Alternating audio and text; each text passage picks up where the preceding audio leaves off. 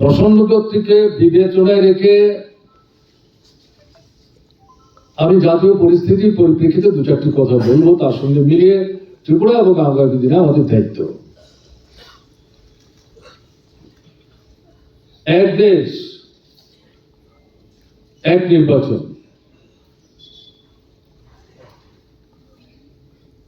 এই স্লোগানটাকে সামনে রেখে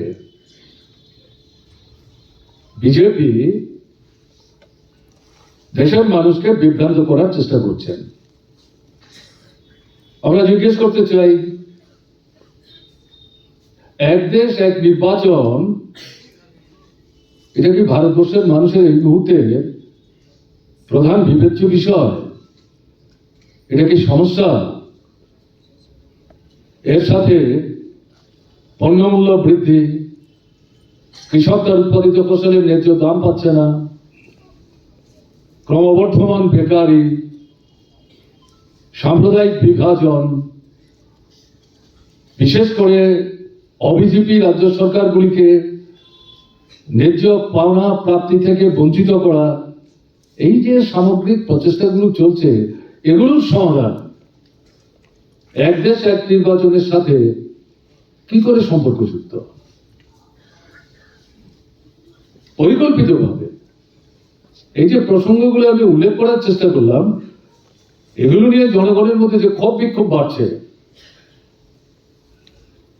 গত লোকসভার যে নির্বাচন হয়ে গেল আজ থেকে 4-5 মাস আগে 24-এ, তাতে এই বিষয়গুলি সামনে এসেছিল। বিজেপি বা এনডিএ তারা তো এই বিষয়গুলোর যথার্থ সৃষ্ট সমস্যার সমাধানের প্রশ্নে কোনো বক্তব্য তো রাখতে পারেনি, এবং তারই প্রেক্ষাপটে ফলাফল যা বেরিয়ে আসলো তাতে দেখা গেল বিজেপি দারুণভাবে ভারতবর্ষের নির্বাচক মন্ডলীর উল্লেখযোগ্য অংশের কাছে প্রত্যাখ্যাত হয়েছেন। তাতে অনেকের ধারণা হয়েছিল এর আগে দুটো সরকার এক নাগাড়ে 10 বছর বিজেপির নেতৃত্বে যেভাবে নিয়ন্ত্রিত এবং পরিচালিত হয়েছে, পেছনে আরএসএস, এটা বাধা পেল। এখন এটাকে বিজেপি সরকার বলা যাবে না, এনডিএ সরকার, ন্যাশনাল ডেমোক্রেটিক অ্যালায়েন্স, তার মধ্যে বিজেপি অন্যতম বড় শক্তি, এতে কেউ অস্বীকার করছে না। কাজেই এই শিক্ষা নিয়ে অনেকের ধারণা হয়েছিল নতুন এই যে সরকারটা, তারা সম্ভবত মানে প্রবাহমান এই যে জ্বলন্ত জনজীবনের যে সমস্যাগুলো, এই 4-5টা বিষয়, দল, মত, জাতি, ধর্ম, বর্ণ, সম্প্রদায়, রাজ্য নির্বিশেষে ভারতবর্ষের 140 কোটি মানুষের মধ্যে 100 কোটির উপর বেশি মানুষ ভুগছেন, ভুক্তভোগী। নিশ্চয়ই এই সরকার সম্ভবত কিছু করবার চেষ্টা করবে, কিন্তু সেই পথে তো এই 4 মাসের মাথায় যেটা দেখা যাচ্ছে, এই সরকারটা যাচ্ছে না। বরং বিষয়গুলো নিয়ে যখন ক্রমাগত প্রশ্ন উঠছে, ক্ষোভ বিক্ষোভ বাড়ছে, কৃষক মাঠে নামছে, শ্রমিকরা মাঠে নামছে, ইউনিভার্সিটি ক্যাম্পাসে, বিভিন্ন কলেজে ছাত্ররা সরব হওয়ার চেষ্টা করছেন, কোনো কোনো রাজ্যে যুবকরা আন্দোলনের ময়দানে সমবেত হচ্ছেন। এই পরিস্থিতিতে জনগণকে এই বিষয় থেকে দৃষ্টি ঘুরিয়ে দেওয়ার জন্য এই স্লোগানটা উপস্থিত করেছে। এই স্লোগানটা নতুন কেউ বলছে না। 2020 সালে নরেন্দ্র মোদী তিনি ঘোষণা করেছিলেন এক দেশ এক নির্বাচন, এটা ভারতবর্ষের জন্য একটা অত্যাবশ্যক এবং এটা তর্কাতীত, এটা নিয়ে আলোচনার কোনো দরকার নাই, না পার্লামেন্ট না পার্লামেন্টের বাইরে। অন্য কোনো রাজনৈতিক দলের সঙ্গে এটা নিয়ে সভা পরামর্শ করার কোনো সুযোগ নেই, এটা হতে হবে, এটা আমরা করব, এই ভাবনা রেখেই তো এবার 400 পারের স্লোগান দিয়েছিলেন। এগুলো শুনেছেন আপনারা। কংগ্রেস সভাপতি তার প্রারম্ভিক ভাষণে উল্লেখ করার চেষ্টা করেছেন, আমি সেখানে যাচ্ছি না। জিনিসপত্রের দরদাম কমানো যায় না, বেকারদের সমস্যার সার্বিক সমাধান করতে না পারলো, বিষয়টা দিনের পর দিন যেখানে চলে যাচ্ছে, এটাকে খানিকটা নিয়ন্ত্রণের মধ্যে রাখার কোনো পদক্ষেপ নেওয়া যায় না। কে বলেছে নেওয়া যায় না? কালোবাজারি বন্ধ করুন, ডায়েরি মজুতদারি বন্ধ করুন, রেশনে গোটা পড়নের অত্যাবশ্যক সামগ্রী একই দামে সস্তা সরকার থেকে ভর্তুকি দিয়ে সারা ভারতবর্ষে সরবরাহ করার ব্যবস্থা করুন। তার জন্য কয়েক হাজার কোটি টাকা লাগবে, তাদের লাভবান হবেন আমাদের দেশে কোটি কোটি মানুষ। আরে তারাই তো আপনাদের দুহাত তুলে অভিনন্দন জানাবে যে না, এই সরকারটা একটা ভালো কাজ করলো। করছে না কেন? আপনারা বা আমরা কি মনে করছি তারা বুঝতে পারছে না? তাদের এটা করার মতো আর্থিক সামর্থ্য নাই, মোটেই ঘটনা তা না। শ্রেণীগত দৃষ্টিভঙ্গি।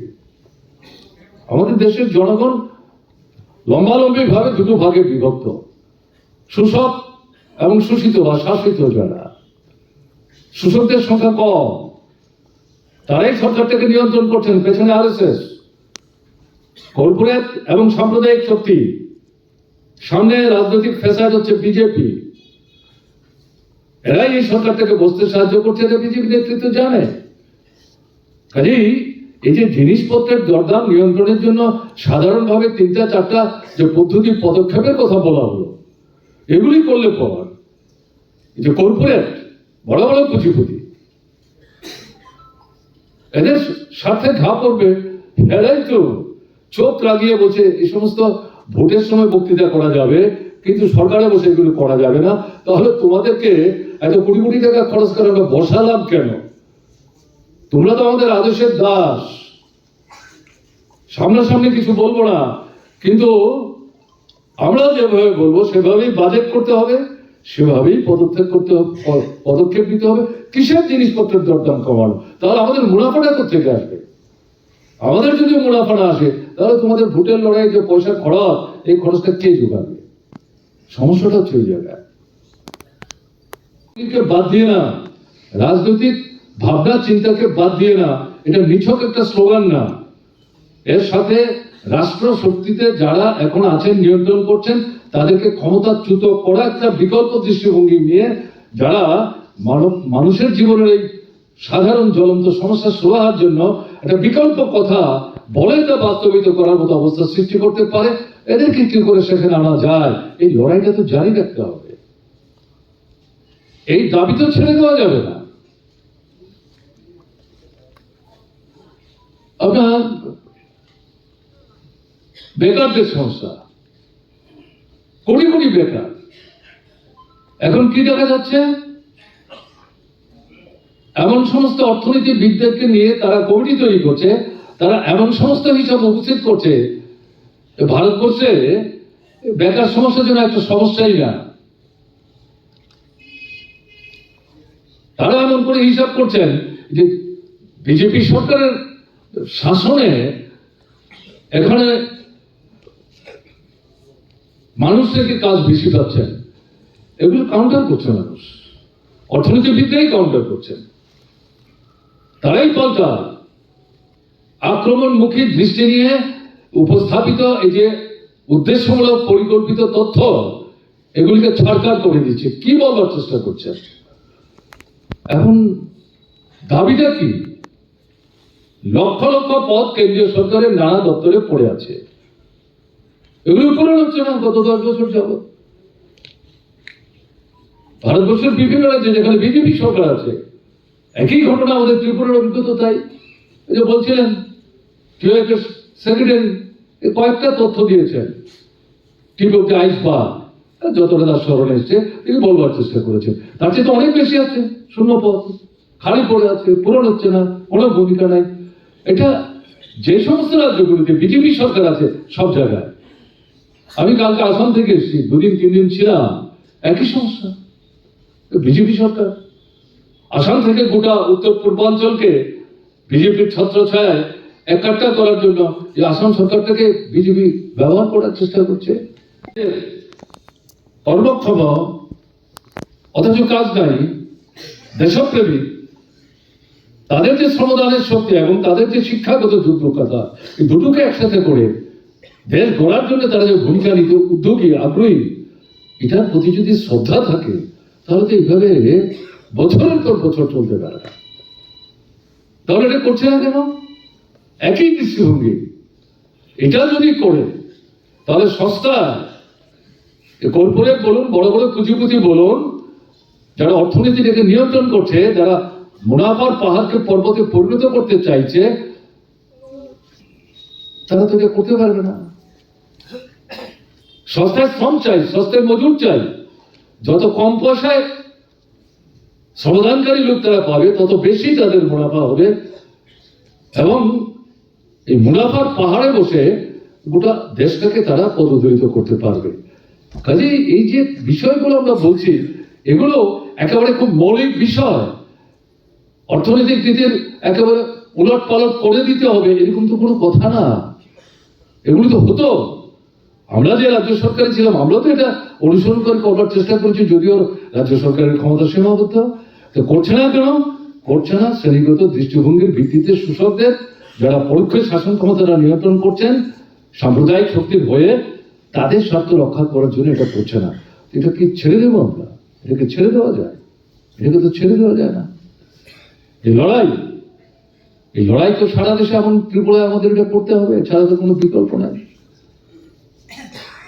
সাধারণ কৃষক উৎপাদিত ফসলের উৎপাদন করতে যা খরচ হচ্ছে, ধার দেনা করে, জমি বন্ধক রেখে, ব্যাংক থেকে ঋণ নিয়ে ফসল ফলাচ্ছে, একটা আগ্রহ নিয়ে, একটা স্বপ্ন নিয়ে, এই ফসল যখন বাজারে বিক্রি করতে যাচ্ছে, তো উৎপাদন যে খরচ, সে খরচটাই সে পোষাতে পারছে না, সে টাকাই সে পাচ্ছে না। যে দাবি কৃষক আন্দোলন করছে বছরের পর বছর ধরে, অন্তত উৎপাদনের যে খরচ, তার সাথে 5-10% বাড়িয়ে সাধারণ কৃষক যারা, তাদের কাছ থেকে এই উৎপাদিত ফসল নির্দিষ্ট সময়ে তুমি কিনবার ব্যবস্থা করো। কোথায়? করছে না তো। একই প্রশ্ন। উদ্দেশ্যটা কি?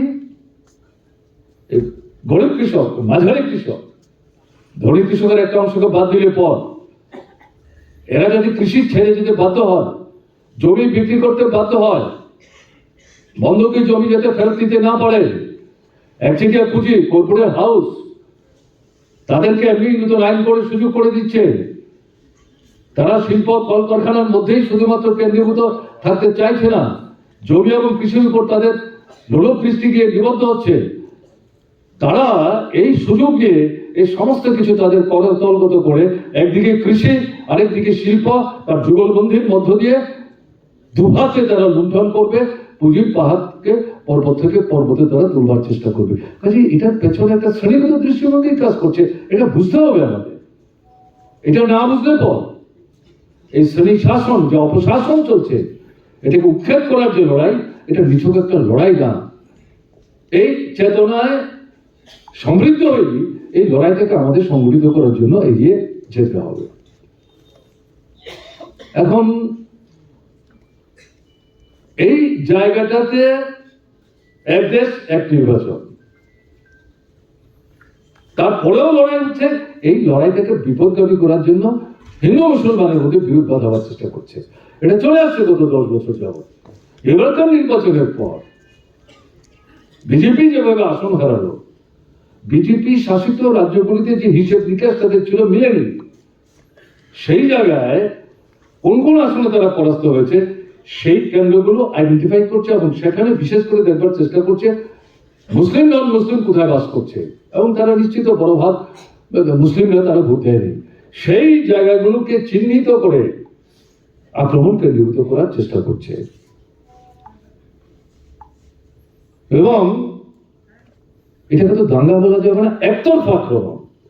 হিন্দুত্ববাদী যারা, আরএসএস, বিশ্ব হিন্দু পরিষদ, বজরং দল, তারা সংগঠিতভাবে একতরফা সংখ্যালঘুদের বিরুদ্ধে আক্রমণ সংগঠিত করে চলেছে। এই সমস্ত জিনিসগুলির মূল লক্ষ্যটা হচ্ছে এই জ্বলন্ত এই 4-5টা যে বিষয় সব মানুষকে স্পর্শ করছে, এমনকি বিজেপির সাধারণ সমর্থক যারা, তারাও চাইছেন এগুলো সমাধান হোক। এদিক থেকে দৃষ্টিটাকে ঘুরিয়ে দিতে হবে।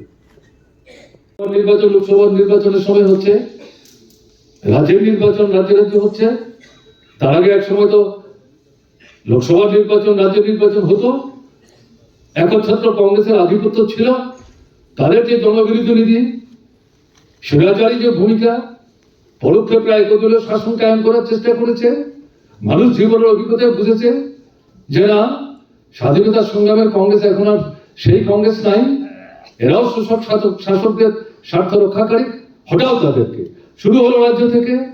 67-তে দেখা গেল 6টা-7টা রাজ্যে কংগ্রেসের শাসন ছিল, উৎখাত করেছে। সেই জায়গায় নতুন করে সরকার তৈরি করবার জন্য বিধানসভাগুলিতে, সেই বিধানসভার 5 বছরের সময় অতিক্রান্ত হওয়ার আগে আবার নতুন করে ভোট, আবার 5 বছরের জন্য সরকার। এই তো শুরু হলো। সমস্যাটা কি এখন? যুক্তিটা কি? যুক্তি হচ্ছে এই যে রাজ্যে রাজ্যে আলাদা করে নির্বাচন, পঞ্চায়েতে আলাদা নির্বাচন, নগরে আলাদা নির্বাচন, লোকসভার আলাদা নির্বাচন, তার জন্য নাকি বিরাট অঙ্কের টাকা খরচ হয়ে যাচ্ছে এবং উন্নয়নের কাজ বিঘ্নিত হচ্ছে। তথ্য দিয়ে অর্থনীতিবিদরা দেখাবার চেষ্টা করেছে এবং তাতে কি দেখা যাচ্ছে? লোকসভা নির্বাচনে কেন্দ্রীয় সরকার যে টাকা খরচ করে, তার বাইরেও লোকসভা নির্বাচনের জন্য রাজ্য রাজ্যের সরকার তারাও অতিরিক্ত কিছু টাকা সেখানে খরচ করে। এই সব মিলানোর পরে যে টাকাটা আসে, এটা একটা বিরাট অঙ্কের টাকা। এটা ভারতবর্ষের বাজেটের উপর আঘাত দেয়, এটা উন্নয়নের কাজে বিঘ্ন সৃষ্টি করে। এটা ঘটনা না। এবং বিধানসভার ভোট আলাদা, লোকসভার ভোট আলাদা, পঞ্চায়েতের ভোট আলাদা, নগরের ভোট আলাদা। এর জন্য উন্নয়নের কাজ বিঘ্নিত হচ্ছে। যে রাজ্যে ভোট, সেই রাজ্যের কাজটা 30 দিনের জন্য বন্ধ থাকছে। সারা ভারতবর্ষের কাজ তো বন্ধ থাকছে না। পঞ্চায়েতের ভোট, পঞ্চায়েত এলাকার কাজ তো বন্ধ থাকছে 15 দিন 20 দিনের জন্য। সারা রাজ্যের তো উন্নয়নের কাজ বন্ধ থাকছে না। নগরের ভোট নির্দিষ্ট নগর এলাকায় নির্দিষ্ট একটা সময়ের জন্য বন্ধ থাকছে, বাকি জায়গায় তো কাজ বন্ধ থাকছে না। কাজে কেউ তো এই কথা বলছে না এই পদ্ধতি অনুসরণ করে ভোট হচ্ছে বলে আমাদের উন্নয়ন বিঘ্নিত হচ্ছে। এগুলো সমস্ত হচ্ছে কল্পিত বিষয়। শাসক দল এটা বুঝতেছে। মূল লক্ষ্যটা কি? একদলীয় স্বৈরশাসন কায়েম করা, রাষ্ট্রপতিতন্ত্র আমেরিকার কায়দায়, ইউনাইটেড কিংডমের কায়দায়। এক দেশ, এক নির্বাচন, এক নেতা, এক ভাষা, এক সংস্কৃতি, এটা হচ্ছে স্লোগান। এক ধর্ম, তার থেকেই বের করে এনেছে এক দেশ এক নির্বাচনের স্লোগান। আচ্ছা, একে বিচ্ছিন্ন করে দেখলে কিন্তু ভুল করা হবে। এটার উদ্দেশ্য হচ্ছে আমাদের সংবিধানের যে সংসদীয় গণতান্ত্রিক ব্যবস্থা, এটা বিধিমূল আঘাত দেওয়া। যুক্তরাষ্ট্রীয় যে ব্যবস্থা, রাজ্যগুলো সমন্বিত হয়ে ভারতবর্ষ তৈরি হয়েছে। আমাদের সংবিধানের প্রথম যে প্যারাগ্রাফটা, তাতেই কথাটা বলা হয়েছে সেই রাজ্যগুলোর যে ক্ষমতা, সেই ক্ষমতার বেদিমূলে এই এক দেশ এক নির্বাচনের স্লোগানটা ভিত্তি করে আঘাত দেওয়ার একটা সুযোগ সেখানে করা এবং সংবিধানটাকে উলটপালট করে দেওয়া। একজন রাষ্ট্রপতি হবেন, এটা স্বপ্ন মোদী সাহেবের। তার একার ইচ্ছায় সবাই উঠবে, সবাই বসবে। 10 বছর এগুলো করার চেষ্টা করেছেন, কিছু যে অসুবিধা পড়েননি ঘটনা তা না, এবার একটু বেশি অসুবিধায় পড়বেন। এই জায়গাতেও 4 মাসের ব্যবধানে এই পুরনো পদ্ধতিগুলি চালু করার চেষ্টা করছে। এটাকে কোনো মতেই মেনে নেওয়া যায় না। এই একটা স্লোগান সামনে রেখে আমার আপনার জীবনের জ্বলন্ত সমস্যাগুলোকে মাটি চাপা দেওয়ার যে চেষ্টা, এটাকে কোনো মতেই সফল হতে দেওয়া যাবে না। একদিকে এই বিষয়গুলোর আন্দোলন, আরেকদিকে এই গণতান্ত্রিক অধিকার, সংসদীয় ব্যবস্থা, যুক্তরাষ্ট্রীয় যে ব্যবস্থা, তাকে ধ্বংস করা একদলীয় স্বৈরশাসন কায়েম করা, পেশিবাদী দৃষ্টিভঙ্গি নিয়ে এটার বিরুদ্ধে যে লড়াই, এই দুটোকে একসাথে করেই তো আমাদের লড়তে হবে। মেনে নেওয়া যায় না, এটার বিরোধিতা করতে হবে।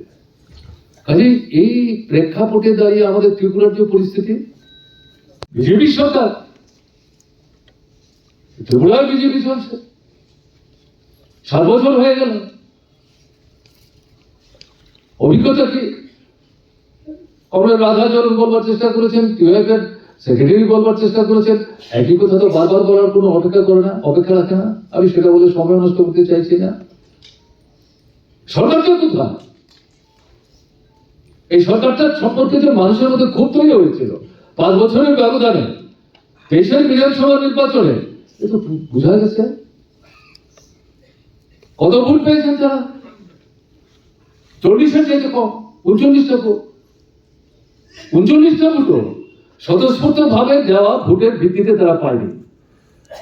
এই ভোটও 15 থেকে 17 ভাগ ভোট রিগিং করে ভোটারদেরকে তাদের স্বাধীন মতামতের ভিত্তিতে ভোট দেওয়ার যে অধিকার হরণ করে নিয়ে তাদেরকে ভোট হরণকারী তাদেরকে ব্যবহার করে এই 39 ভাগ ভোট তারা সংগ্রহ করেছে। প্রকৃত অর্থে বিজেপি 25-27 ভাগের বেশি ভোট তো পায়নি। বাঁচালোকে শুনেছেন আপনারা, তীব্রতা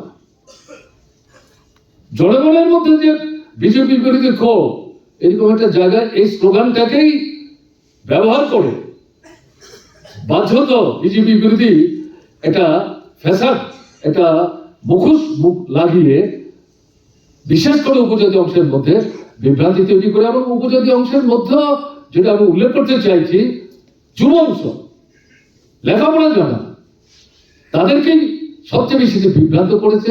ট্রেডিশনালি যারা ত্রিপুরা গণতান্ত্রিক আন্দোলনের সাথে যুক্ত, ট্রাইবেল নন ট্রাইবেল ইউনিটির ভিত্তিতে যারা লড়াই করছেন, তাদেরকে খুব বেশি বিভ্রান্ত করতে পেরেছে। ঘটনা তা না করে এই 19 ভাগ ভোট তারা সংগ্রহ করেছে, 13টা আসন তারা জয়যুক্ত হয়েছে। এখন সরকারটা কি? বিজেপি, তীব্রতা, আইপিএফটি, এই 3 দল মিলে সরকার চালাচ্ছে। কি চালাচ্ছে সরকারটা? কাজ নাই, খাদ্য নাই, রোজগার নাই, কি করে হবে?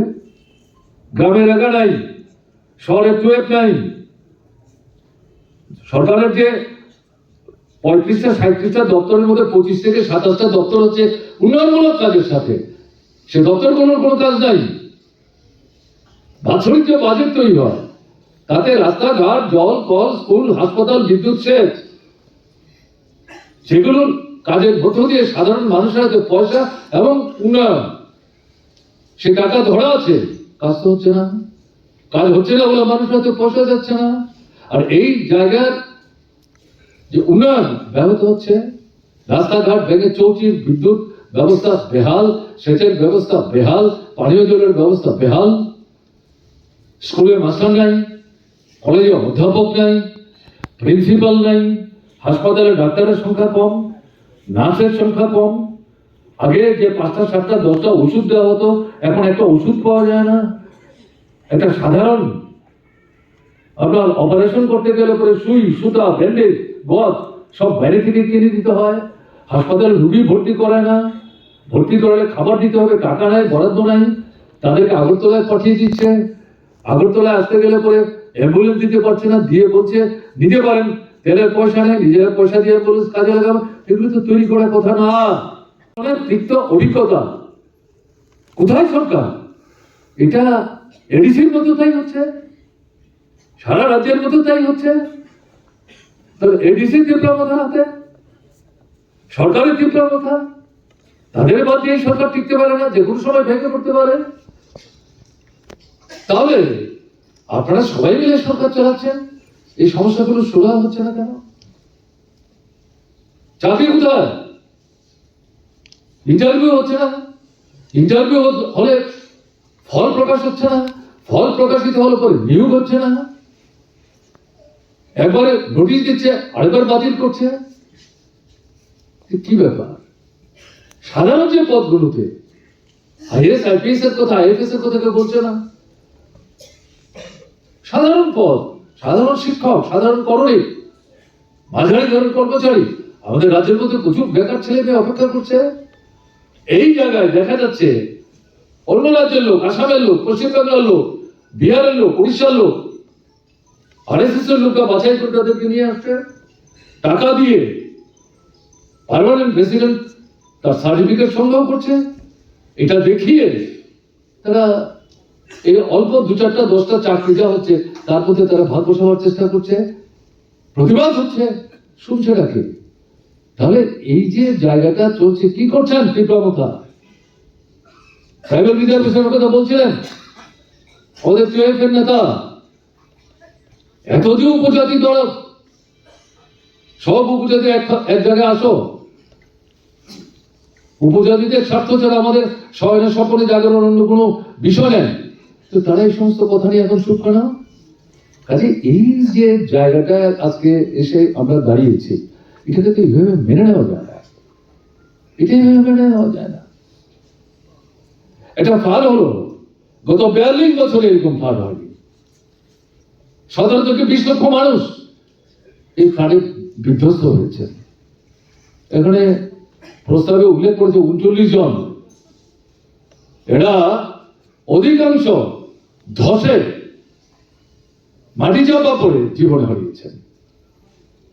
একজন বন্যা বিধ্বস্ত মানুষকে উদ্ধার করতে গিয়ে বিষাক্ত কোন ইয়ের আক্রমণে আক্রান্ত হয়ে আগরতলা জিবি হাসপাতালে জীবন দিয়েছেন। একটা মুসলিম ছেলে, শোনা ওরা, তাকে নিয়েই 39 জন। এবং আমার তো ধারণা মাটি টাটি যখন এখন সরানো হচ্ছে না, যত এগুলো পরিষ্কার হয়ে দেখা যাবে আরো এই সংখ্যাটা বাড়বে। হাজার হাজার ঘর, বিশেষ করে মাটির ঘর, গরিব মানুষ 20, 25, 30 বছর যাবৎ এই ঘর করে কোনো মতে তারা বেঁচে করতে থাকবার চেষ্টা করছে, সেগুলো মাটির সঙ্গে মিশে গেছে। ঘর নাই, বাড়ি নাই। তাদেরকে আপনার রিলিফ ক্যাম্প থেকে গলা ধাক্কা দিয়ে পুজোর আগে বের করে দিতে যাবে না কোথায়? গাছের তলায় গিয়ে আশ্রয় নিতে হবে। অমানবিক। বলছে স্কুল বন্ধ রাখা যাবে না, এটা খুলতে হবে, কাজে এই স্কুলে থাকা যাবে না। আরে এই স্কুলে তো যারা আছেন তাদের ছেলেরা মেয়েরাই পড়তে আসবে, তাদের তো বাড়ি নাই, ঘর নাই, বই নাই, পত্র নাই। বলছো না কি তোমরা? কে কার কথা শুনবে? এবং এই সময়ের মধ্যে কেন্দ্রের দায়িত্বশীল কোন মন্ত্রী তো আসলো না ত্রিপুরায়। প্রধানমন্ত্রী বিদেশে থাকতে গুজরাট গিয়ে চিন্তিত, ওখানে বন্যা হয়েছে, ওখান থেকে তিনি অভয় দিচ্ছেন, আমি আছি, ভয় পেও না। তো গুজরাট যদি ভারতবর্ষের মধ্যে, ত্রিপুরা ভারতবর্ষের মধ্যে না, তো প্রধানমন্ত্রী তো ত্রিপুরা নিয়ে কোনো কথা বলছেন না। কেন্দ্রের 2-3 সিনিয়র মিনিস্টার, তাদের কাউকে তো পাঠালেন না। তো 2 দফায় কিছু ব্যুরোক্র্যাটদের পাঠিয়েছেন, তারা কিছু তথ্য সংগ্রহ করেছেন, তাদের মতো করে কিছু তারা রিপোর্ট উপস্থিত করবেন। কে সমস্ত রিপোর্টের গুরুত্ব দেয়? কেন্দ্রের সরকারও জানে, ত্রিপুরার বিজেপি সরকারও জানে, মানুষের ভোটে দেয় সরকার না, জবরদস্তি করে, রিগিং করে, ভোট হরণ করে তারা এই সরকার তৈরি করছে। কাজে তাদের কোনো দায়বদ্ধতা নাই, জবাবদিহি করারও কোনো প্রশ্ন নাই। তারা মনে করছেন যেমন খুশি তেমন চালাবো, আবার যখন ভোট আসবে এই ধরনের ভোট লুট করবার জন্য সমাজ বিরোধীদেরকে জড়ো করে তাদেরকে কিছু পয়সা দিয়ে আবার মানুষের ভোট হরণ করে আমরা আবার সরকারের কাছে কিসের জবাবদিহি, কিসের দায়বদ্ধতা, এই লাইনে তারা যাওয়ার চেষ্টা করছে, ধ্বংস করে দিচ্ছে। এডিসি লড়াইয়ের ফসল আপনি কেউ দেয়নি। কংগ্রেস শাসনও আন্দোলন করে বিধানসভায় সম্মিলিতভাবে প্রস্তাব পাস করে কেন্দ্রের উপর চাপ সৃষ্টি করে বাধ্য করা হয়েছে। আমরা তো সংবিধানের বাইরে গিয়ে কিছু বলছি না। সেই যে এডিসি আজকে পরোক্ষে বিজেপি, সরাসরি ভাবে তীব্রতা, এখন তারা একসাথে সরকার চালাচ্ছেন, তাদের হাতে এটাকে ধ্বংস করে দিচ্ছে। কোনো কাজকর্ম কিছু নাই। তাহলে এই পরিস্থিতির মধ্যে দাঁড়িয়ে এ তো প্রতিবাদ করতে হবে, আন্দোলন করতে হবে, লড়াই করতে হবে। এই ভাবনা নিয়েই এই কনভেনশনে আপনারা মিলিত হয়েছেন। এখান থেকে একটা কর্মসূচি নিয়ে আপনারা বেরোবেন। এটা নিছক একটা আনুষ্ঠানিক বিষয় না, লড়াই ছাড়া, সংগ্রাম ছাড়া এই জনবিরোধী যে শক্তি দিল্লিতে এবং রাজ্যে বসে আছে, গণতন্ত্র সংহারী যে শক্তি, তাদের সম্বিত ফেরাবার জন্য এবং ধীরে ধীরে এদেরকে জনগণ থেকে আরো বিচ্ছিন্ন করে, কুণ্ঠাসা করে ক্ষমতাচ্যুত করবার জন্য যে লড়াই, সেই লড়াই তো আমাদের নতুন উদ্যমে তৈরি করতে হবে সারা দেশে। সেই প্রয়াস শুরু হয়েছে। আমাদের ত্রিপুরা আমরা বসে আছি ঘটনা তা না, লড়াই চলছে, কিন্তু যে ধারায় চলছে এটাকে আরো ব্যাপক, সুবিস্তৃত এবং এটাকে আরো সুসংহত আমাদের করতে হবে। যে বিষয়গুলো এখানে উল্লেখ করেছে এগুলো তো আমি সমর্থন করেছি, আপনারাও তাকে বিরোধিতা করবেন মনে করার কোনো কারণ নেই। এখানে দুটো ধারাই তারা বলেছেন, একদিকে লড়াই আর একদিকে সংগঠনটাকে সুসংহত করা। ঠিক আছে, এখানে বিশেষ করে যেটা বলতে চাইছি, এডিসি তাদের স্বয়ং শাসনের যে ক্ষমতা, এটা তো সীমাবদ্ধ। কয় বছর যাবত আমরা শুনছি কেন্দ্রীয় সরকার বারবার বলছেন আমাদের সরকার থাকার সময় কিছু তারা প্রস্তাব পাঠিয়েছেন, আমরা সেগুলো ক্লিয়ার করে এডিসির সঙ্গে কথা বলে আমাদের মতামত আমরা জানিয়ে দিয়েছি। এটা কার্যকরী করছে না কেন? এখন কেন্দ্রেও তোমরা, রাজ্যেও তোমরা, এডিসির মধ্যেও তীব্রমতা, তারাই তোমাদের সঙ্গে সরকার চালাচ্ছে। তীব্রমতা কোথায় কম? তারা কথা বলছে না কেন? কে বলবে? আমাদেরই বলতে হবে, গণমুক্তি পরিষদেরই বলতে হবে, টিওএফেরই বলতে হবে। তীব্রমতা বলছে না, তার জন্য শুধু তাদের সমালোচনা করলে চলবে না, লড়াই তো আমাদের দিক থেকে তুলতে হবে। এই স্লোগান অত্যন্ত জোরের সাথে আগামী দিনে আমাদের তো তুলতে হবে। যে দাবিগুলো নিয়ে আপনারা লড়াই করবেন, এই বিষয়টা তো বাদ দেওয়া যাবে না, এই বিষয়টা তো আমাদের তুলতে হবে। এডিসির অর্থনৈতিক ক্ষমতা, বাজেটে রাজ্য সরকার এডিসির জন্য যে টাকা ধরেছে, এডিসি যে বাজেট করেছে তার অর্ধেকের চাইতে কম। বেতনই দিতে পারছে না ঠিক মতো, অনেক মাসেই প্রথম সপ্তাহ পেরিয়ে যাচ্ছে, কর্মচারীদের বেতন দিতে পারছে না। এই পরিস্থিতিতে বামফ্রন্ট সরকারের সময় এরকম ঘটনা ঘটেনি, বেতন দিতে পারছে না, 7 দিনের জায়গায় 10 দিন চলে যাচ্ছে, এরকম তো কোনো দৃষ্টান্ত নাই, কেউ বলতে পারবে না। এডিসির উন্নয়নের কাজ রাজ্য সরকার টাকা দিচ্ছে না বলে বামফ্রন্ট শাসনে তারা করতে পারছেন না, মোটেই ঘটনা তা না। 100 টাকার মধ্যে 60 থেকে 70 টাকা ট্রাইবেল এলাকায় এডিসিকে সেন্টারে রেখে বামফ্রন্ট সরকার তার বাজেটের মধ্যে বরাদ্দ রেখে সেই বরাদ্দ যথাসময়ে যথানিয়মে তুলে দিয়ে সরকার এবং এডিসি একসাথে মিলে সেখানে কাজ করার চেষ্টা করেছে। এখন কোথায় আপনারা দেখেছেন মুখ্যমন্ত্রীকে যেতে এই এডিসির মধ্যে গত 7 বছরে? না এডিসি যাচ্ছে, না মুখ্যমন্ত্রী কোনো আগ্রহ দেখাচ্ছে। ট্রাইবেল ওয়েলফেয়ার মিনিস্টার, এডিসি গোটা ব্যাপারটা সরাসরি ভাবে দেখার কথা, একজন ট্রাইবাল মিনিস্টার। আপনারা দেখেছেন কেউ যে তিনি এডিসিতে গেছেন, তাদের সঙ্গে বসেছেন, কথা বলেছেন, সমস্যা জানবার চেষ্টা করেছেন? এই 7 বছরের মধ্যে অভিজ্ঞতাটা কি? এগুলো বলতে হবে তো আমাদের। কাজে এই পরিস্থিতিতে একদিকে তার স্বয়ং শাসনের অধিকার, তার মানে কি গণতান্ত্রিক অধিকার, তার স্বয়ং শাসনের অধিকার দিলে পরে এডিসিটা কেউ মাথায় করে ত্রিপুরার বাইরে নিয়ে চলে যাবে, এরকম তো ঘটনা না। এটাকে শক্তিশালী করা হবে, নিজেদের সিদ্ধান্ত নেওয়ার অধিকার তাকে মর্যাদা দেওয়া হবে। তাদের যে অভিজ্ঞতা, দৈনন্দিন যে অভিজ্ঞতা, সামাজিক যে অভিজ্ঞতা, তার নিরিখে সেখানকার মানুষের জীবনে যে সমস্যাগুলো, এগুলো সমাধান করবার জন্য এই ক্ষমতার ভিত্তিতে তারা কিছু পদক্ষেপ নিতে পারবে। কিন্তু এটা কার্যকরী করতে গেলে টাকা লাগবে, রাজ্য সরকার সাহায্য করছে না, কাজে কেন্দ্রের কাছে দাবি তুলতে হবে।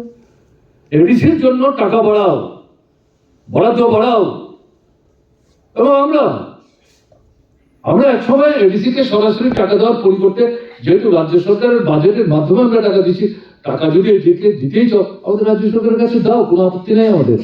এবং তোমরা হিসেব দাও, তোমরা যে টাকা এডিসির জন্য দিচ্ছ সেই টাকা বামফ্রন্ট সরকার এডিসিকে দিচ্ছে কিনা। একটা অভিযোগ কেন্দ্রীয় সরকার করতে পারেনি যে এই টাকা বামফ্রন্ট সরকার দিচ্ছে না। সেই সময় আমরা বলতাম এটা একটা শৃঙ্খলা রক্ষা করার জন্য এই পদ্ধতির যে আপত্তিটা কি। কিন্তু আজকের যে পরিস্থিতি, এই পরিস্থিতিতে আমাদের বলতে হচ্ছে সরাসরি টাকা বরাদ্দ বাড়াও, কেন্দ্র এডিসিকে টাকা দেওয়ার ব্যবস্থা করো। অর্ধা গৃহহীন, কৃষির ফসল বিশেষ করে এই বন্যা ধ্বংস হয়ে গেছে।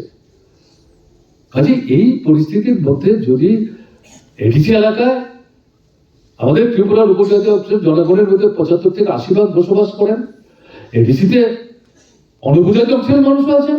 সামগ্রিকভাবে এই বিষয়গুলো মাথায় রেখে এডিসিকে শক্তিশালী করার জন্য এই দুটো বিশেষ বিষয় আমাদের কিন্তু নূতন করে, আমরা এগুলি যে আগে বলিনি ঘটনা তা না, আজকের এই পরিবর্তিত পরিস্থিতিতে নূতন করে এই দুটো বিষয় আমাদের কিন্তু মানে অতিরিক্ত ভাবে সেখানে গুরুত্ব দিয়ে এটা সামনে আনতে হবে। সাধারণের মধ্যে এই বিষয়গুলো নিয়ে আরো সোচ্চার হওয়ার জন্য বলতে হবে। কিন্তু যে জিনিসপত্রের দাম কমা, রেশনিং ব্যবস্থাকে ধ্বংস করে দিচ্ছ, এটাকে শক্তিশালী করো, 14টা-15টা অত্যাবশ্যক সামগ্রী সেখানে দেওয়ার চেষ্টা করো, শূন্য পদ পূরণ করো, নূতন পদ সৃষ্টি করো, বেসরকারীকরণ বন্ধ করো, চুক্তি ভিত্তিতে নিয়োগ বন্ধ করো, এবং কৃষকের ফসল উৎপাদনের জন্য তাকে সাহায্য করো। ফসল যখন বাজারে বিক্রি করতে আসবে সেই সময়ই তার ফসল ন্যায্য দামে কিনবার জন্য সাহায্য করো। এই দাবির আন্দোলন বাদ দিয়ে শুধু যদি বলে এডিসি শক্তি বাড়াও, অটোনমাস বা তার অর্থ বাড়াও, তাহলে কিন্তু আমরা বিচ্ছিন্ন হয়ে পড়বো। উপজাত অংশের মানুষ এই যে প্রথম 3টা 4টা 5টা বিষয় বলা হলো, তারা সবাই মনে করছে দলমত বিশেষে এগুলো এই মুহূর্তে প্রাসঙ্গিকতা প্রয়োজন। এগুলো বাদ দিয়ে শুধু ওই দুটো নিয়ে যদি আমরা নিজেদের আবদ্ধ রাখার চেষ্টা করি তাহলে ভুল করবো। এবং গণমুক্তি পরিষদের নেতৃত্বের তরফ থেকে যে প্রস্তাব এখানে রাখা হয়েছে তারাও বিষয়টা এইভাবে রাখেন। দুটোকে একসাথে করে নিয়েই কিন্তু আমাদের অগ্রসর হতে হবে। এটা যদি আমরা করতে না পারি তাহলে কিন্তু অসুবিধা হবে। আন্দোলনের যে ধারা, এখানে যে পরামর্শ দেওয়া হয়েছে, একটা নির্দিষ্ট সময় উল্লেখ করা হয়েছে, সামনে এডিসির মধ্যে এটা আপনার নির্বাচন হবে পঞ্চায়েত স্তরে। কি চেহারা এই বিজেপি শাসিত ত্রিপুরায় এবং এখন আপনার মথা সরকারে আছে, এরা এই এলাকায় এই নির্বাচনে সবাইকে তাদের গণতান্ত্রিক অধিকার স্বাধীনভাবে প্রয়োগ করার সুযোগ কতটা দেবে সেই সম্পর্কে কোন রকম মোহ বিস্তারী ভাবনা সৃষ্টি করলে ঠিক হবে না। আমাদের সচেতন থাকতে হবে যে এই গণতান্ত্রিক অধিকার প্রয়োগ করার জন্য আমাদের সচেতন ভাবে ঐক্যবদ্ধ ভাবে সেখানে ভূমিকা আমাদের গ্রহণ করতে হবে। এটা মাথায় রেখেই আমরা নিশ্চয়ই তার জন্য প্রস্তুতি নেব। কিন্তু আমাদের আন্দোলন সংগ্রামের যে ধারাটা, এটার মধ্যে যে একটা গতানুগতিকতা প্রবাহিত, এর থেকে বেরিয়ে আসার চেষ্টা করতে হবে। আন্দোলন সংগ্রামে এটা শুধু গণমুক্তি পরিষদের কথা বলছি না, অন্যান্য যে গণতান্ত্রিক সংগঠন, এই সমস্ত সংগঠনের মধ্যেই একটা পলিটিক্যাল মিলিটেন্সি, পরিস্থিতির মধ্যে পরিবর্তন আসছে, ক্ষোভ বিক্ষোভ বাড়ছে, এই সরকারটা জনগণ থেকে বিচ্ছিন্ন হচ্ছে, সমর্থনের ভিত্তি দুর্বল হচ্ছে, মানুষ চাইছে একটা পরিবর্তন। এরকম একটা জায়গায় গতানুগতিক একটা মিছিল, একটা জমায়েত, কয়েকশো লোক জমায়েত করে দিলাম, তাতে একটা বক্তৃতা হলো, চলে গেলাম, পত্রিকায় একটা ছবি উঠলো। এই যে ধারার পরিবর্তে এই ধারাটা চলবে, এটা কেউ বাতিল করতে বলছে না। মহকুমা ব্লক ধরে সেখানকার যে জ্বলন্ত সমস্যা, ট্রাইবেল নন ট্রাইবেল এডিসি এলাকার কথাই বলছি, এরকম 2টা-3টা এমন ইস্যু বাছাই করুন যেগুলো এই সরকার তার সামর্থ্যের সীমাবদ্ধতার মধ্যে, এডিসি তার সামর্থ্যের সীমাবদ্ধতার মধ্যে তারা পূরণ করতে পারছে, তারা অনাগ্রহী, তারা করতে চাইছে না। অর্থাৎ রিয়েলাইজেবল ডিমান্ডস, আদায়যোগ্য দাবি। আমরা তো সমাজতন্ত্রের কথা বলছি না, আমরা তো ক্ষমতা ছাড়ার কথা এখন বলছি না, এটা যখন সময় আসবে তখন বলবো। এরকম জায়গায় এরকম মহকুমা ভিত্তিক, ব্লক ভিত্তিক 2টা-3টা-4টা আদায়যোগ্য দাবিকে বাছাই করে নিয়ে ধারাবাহিকতা বজায় রেখে এটা পথসভা করে ছেড়ে দিলাম, একটা ডেপুটেশন দিয়ে ছেড়ে দিলাম, এরকম না। এই দাবি আদায় না হওয়া পর্যন্ত একটার পর একটা পর্যায়ে অতিক্রম করে এই সরকারটাকে আমরা বাধ্য করব এই দাবি আদায় করার জন্য। এরকম যদি আমরা 10টা, 20টা, 50, 30টা জায়গায় যদি আমরা করতে পারি, গোটা রাজ্যটাকে কিন্তু নাড়িয়ে দেওয়া যাবে। ফলে এই আন্দোলনের ধারা, তার চরিত্রের, তার বৈশিষ্ট্যের মধ্যে একটা গুণগত পরিবর্তন আনবার জন্য আমাদের কিন্তু অগ্রসর হতে হবে। গণমুক্তি পরিষদের এই কনভেনশনের মধ্যে দিয়ে এটা শুরু হোক না। টিএফও যেহেতু কনভেনশন অংশগ্রহণ করছেন, সমর্থন করছেন, এরা যদি যুক্ত হয় তাহলে এই যে একটা পলিটিক্যাল মিলিটেন্সি নিয়ে লড়াইটার মধ্যে ধারাবাহিকতা বজায় রেখে আদারে আমার পর্যন্ত লড়াই ছাড়বো না, এক্ষেত্রে তো যুবকদেরই সবচেয়ে বেশি ভূমিকা নিতে হবে। শুধু তো বেকাশের হিসাব, শূন্য পদের হিসাব দিলে চলবে না। আদায় করার জন্য এই ধারাবাহিকতা বজায় কিন্তু লড়াইটাকে তীব্রতর করতে হবে, তীক্ষ্ণ করতে হবে। ফলে এই দিক থেকে দৃষ্টি নিয়েই আজকের এই কনভেনশন থেকে আপনারা বেরিয়ে যাবেন এই বিশ্বাস নিয়ে আপনাদের কাছে আবেদন রাখছি। সঙ্গে সঙ্গে যেটা বলবো, জিএমপি কে তার ইন্ডিপেন্ডেন্ট অ্যাক্টিভিটিস এটা বাড়াতে হবে। তার অর্থ এই না জিএমপি অন্য কোনো গণতান্ত্রিক সংগঠনের সঙ্গে হাত মিলিয়ে কোনো লড়াই করবে না। জিএমপি কে বাদ দিয়ে কৃষকদের আন্দোলন কি করে হবে, ক্ষেত মজুরদের আন্দোলন কি করে হবে? হবে না তো। কাজে ইন্ডিপেন্ডেন্ট অ্যাক্টিভিটিস বাড়ানোর কথা কিন্তু কৃষক ক্ষেত মজুর বাদ দিয়ে বলছে না কেউ, শ্রমিকদের বাদ দিয়ে, ছাত্র যুবদের বাদ দিয়ে কেউ বলছে না। কিন্তু শুধুমাত্র এই সম্মিলিত কর্মসূচির মধ্যে যদি আমরা নিজেরা ইনভলভ হয়ে যাই, তাহলে জিএমপির নিজস্ব যে ধারা, নিজস্ব তার যে মানে আন্দোলন সংগ্রাম সংগঠিত করার মধ্য দিয়ে অগ্রগমনের যে প্রয়াস, তার মধ্য দিয়ে নতুনের মধ্যে যাওয়া, এই কাজটা কিন্তু আমরা যেমনটা চাইছি তেমনটা কিন্তু করা যাবে না। তাই সময় এসছে, একটা পরিবেশ গেছে, পরিমণ্ডল গেছে, এরকম ভাবে ইন্ডিপেন্ডেন্টলি করা সমস্যা ছিল। আমরা হয়তো 23টা মহকুমাতে, 24টা মহকুমাতে একই রকম ধারায় করতে পারবো না, কিন্তু তার মধ্যে তো এমন বহু মহকুমা আছে যেখানে চেষ্টা নেবে পর জিএমপি এই ইন্ডিপেন্ডেন্ট তার যে অ্যাক্টিভিটি সেটাকে বাড়িয়ে অন্যান্য মহকুমাগুলিকে কিন্তু উৎসাহিত করতে পারে। কিন্তু এর সাথে সাথে এরকম ধারণা নেওয়া ঠিক হবে না, আমরাই করবো, অন্যদেরটা অন্যরা করবে, এদের সঙ্গে আমাদের সম্পর্ক না, তাহলে ভুল হবে। তীব্র অবস্থা তাই চলছে, আমরা তো সেই ফাঁদে আমরা পা দিতে পারি না। বলে কৃষক, ক্ষেত মজুর, সময় সময় সিআইটিউ, সময় সময় ছাত্র, সময় সময় যুবক, সময় সময় মহিলা, এই একসাথে মিলে কিন্তু আমাদের এই লড়াইটা করতে হবে। আমাদের রাজ্যে এই ইউনিটি ধ্বংস করার জন্য এখানে উল্লেখিত হয়েছে ট্রাইবেলদের মধ্যে ইন্টারনাল, ট্রাইবেলদের মধ্যে বিরোধ বাঁধাবার চেষ্টা হচ্ছে, ট্রাইবেল নন ট্রাইবেলের মধ্যে বিরোধ বাঁধাবার চেষ্টা হচ্ছে। গন্ডাছড়া তার নিদর্শন, কৈতলাবাড়ি, রানীর বাজারের পাশে কালীর মূর্তি তার মাথা রেখে নষ্ট করে দিয়েছে। আপনার ধর্মনগর এখন কি দেখা যাচ্ছে, গত 1.5-2 মাস যাবৎ দুটো মূর্তি টার্গেটেড, একটা হচ্ছে লক্ষ্মীর মূর্তি আর একটা হচ্ছে কালীর মূর্তি। এবং সকালবেলা কেউ ঘুম থেকে ওঠার আগেই যারা হুইচিল বাজাচ্ছেন তারাই সবার আগে এগুলি দেখছেন। তারপরে এক থেকে পরিষ্কার হয়ে যাচ্ছে যে এরাই এই ষড়যন্ত্রের সাথে যুক্ত। একতা নষ্ট করুন, সারা দেশে যেমন চেষ্টা করছে, আমাদের ত্রিপুরা তো একই তো ঘটনা।